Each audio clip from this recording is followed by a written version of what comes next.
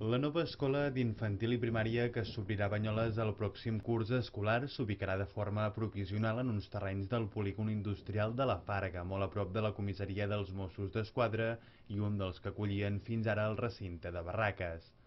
Aquest serà l'únic centre nou que obrirà el pròxim curs en tota la demarcació de Girona, pel context de crisi i serà de barracons. Un dels principals motius, segons Ensenyament, és que la ciutat de Banyoles és de les poques que ha experimentat un creixement demogràfic en els últims anys, un fet que ha obligat a repartir el nou alumnat entre les 4 escoles que hi havia fins ara des de fa 8 anys amb noves línies, el que es coneix com a bonys.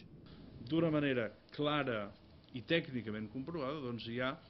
un comportament demogràfic diferent a la majoria de ciutats mitjanes de Catalunya. I això és el que ha fet, aquest fet tècnic és el que ha possibilitat que puguem defensar construir, posar en marxa una nova escola d'infantil i primària en un context doncs, terrible, en un context de crisi, en un context de dificultat econòmica.